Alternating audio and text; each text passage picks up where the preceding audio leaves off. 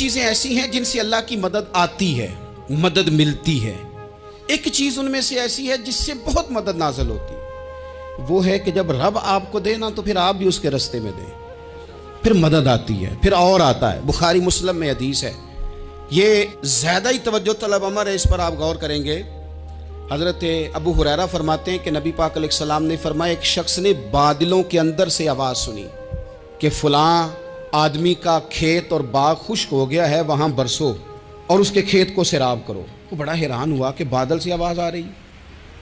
پھر اس نے دیکھا کہ ایک پہاڑی پر بارش ہوئی، وہ بادل وہاں برسا، پھر نالیوں سے ہوتا ہوا پانی ایک طرف چلا، تو جس نے آواز سنی تھی، حضور بیان کر رہے ہیں، وہ بھی پیچھے پیچھے چلا کہ پانی کدھر جا رہا ہے۔ اس نے جا کے دیکھا کہ ایک مقام پہ ایک باغ کو وہ پانی لگ رہا ہے اور ایک آدمی وہ پانی لگا رہا ہے۔ اس نے اس سے پوچھا تیرا نام کیا ہے؟ اس نے کہا کیوں؟ کہنے لگا بتا نا۔ اس نے نام بتایا تو کہنے لگا یہی تو وہ نام ہے جو میں نے بادلوں کے اندر سے سنا ہے کہ فلاں کے کھیت کو پانی دے دو۔ اس نے کہا یار تو کیا عمل کرتا ہے کہ اسپیشل تیرے لیے بارش برسے؟ یہ بخاری پڑھ رہا ہوں، سیاستہ سے حدیث عرض کر رہا ہوں۔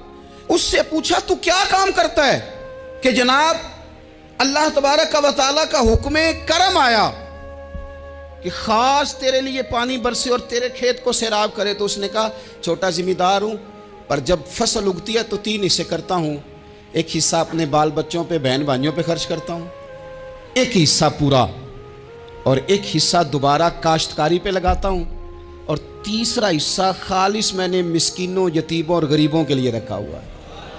وہ جو تیسرا حصہ، اللہ کرے آپ سمجھے، وہ رب کے بندوں پہ تیسرا حصہ خرچ کرتا ہے نا، تو کریم مالک نے فرمایا جہاں سے غریب کا حصہ جاتا ہے وہ کھیت خشک نہیں رہنا چاہیے، وہ جہاں سے مسکین روٹی کھاتے ہیں وہ خشک نہ رہے، جہاں سے یتیموں کو کچھ آتا ہے کہیں اس کی فصل رہ نہ جائے۔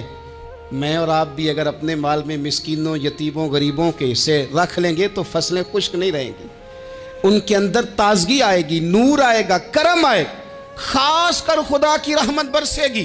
مدد اللہ سے چاہیں، اپنی توجہات کا مرکز رب رسول کی ذات کو بنائیں، پھر آپ محسوس کریں گے کہ بڑی جلدی اللہ تعالیٰ کی مدد آنے لگی ہے۔ کبھی آپ صرف کہہ دیں نا میرا رب میرے ساتھ ہے، اس لفظ میں اتنی طاقت ہے کہ دشمن ویسے زہر ہو جاتا ہے۔ زندگی میں کسی سے بھی لڑائی ہو، اچھی طرح سوچ لیں کہ اللہ اس طرف ہے یا اس طرف ہے۔ اگر آپ زیادتی پہ ہیں تو پھر رب مظلوم کی جانب ہے۔ اگر اللہ کی مدد آپ کے ساتھ ہے تو دنیا کی کوئی طاقت آپ کو گرا نہیں سکتی، اور اگر آپ مظلوم کے مقابلے میں ظالم بن کے آپ کھڑے ہو گئے ہیں اور آپ نے رویہ وہ اختیار کیا ہے کہ جس میں مدد نہیں آئے گی، تو پھر یاد رکھ لیں کہ آپ کوئی بھی ہیں، کہاں بھی ہیں، آپ کمزور ہیں۔ طاقتور تھے ابتدائے اسلام میں، ظاہری طاقت تھی کفار مکہ کے پاس، وہ ڈنڈوں سے مارتے تھے غریبوں کو، ان کے ہاتھوں میں ڈنڈے تھے، پر خدائی طاقت ان مظلوموں کے ساتھ تھی۔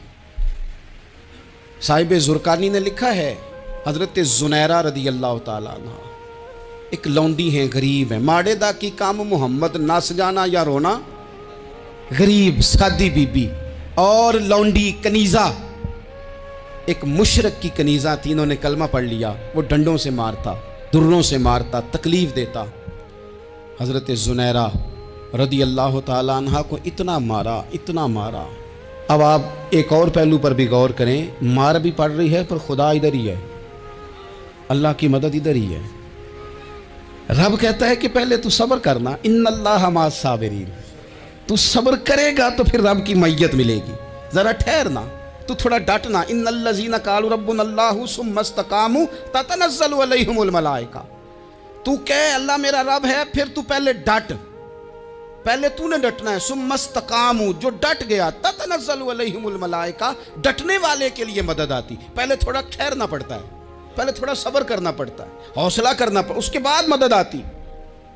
مار پڑ رہی ہے، مارا جا رہا ہے حضرت زنیرہ کو، ان کا مالک جو ہے ظاہری آقا وہ مار رہا ہے، یہ کنیزہ ہے، اتنا مارا، اتنا مارا، ان کی بینائی چلی گئی، نظر آنا بند ہو گیا۔ ابو جہل آیا اور کہنے لگا زنیرہ دیکھا نا ہمارے بت تیری آنکھیں لے گئے، معاذ اللہ، لات و منات ہمارے بتوں نے تجھے اندھا کر دیا۔ اب ایسا نہیں ہے کہ بیوی روتی جا رہی ہے مایوسی مایوسی معاذاللہ پریشانی غریبی بڑی ہے پوچھنے والا کوئی نہیں، یہ باتیں نہیں۔ کیا جملے ہیں خاتون کے، کیا لفظ ہیں۔ ابو جال نے تنزیہ کہا معاذاللہ، کہنے لگا دیکھا نا ہمارے بتوں نے تجھے اندھا کر دیا۔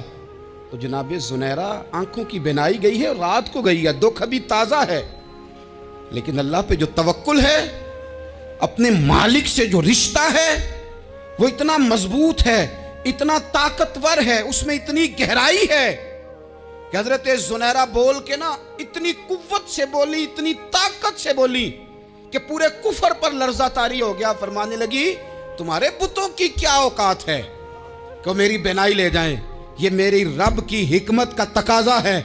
جب تک اس نے چاہا زنیرہ دیکھتی رہی، اور جب اس نے چاہا زنیرہ کی آنکھوں کی بینائی چلی گئی، اور اگر وہ چاہے گا نا تو بینائی واپس بھی کر دے گا۔ اگر ہو ذوق یقین پیدا تو کٹ جاتی ہیں زنجیریں، اگر وہ چاہے گا تو بینائی آ بھی جائے گی۔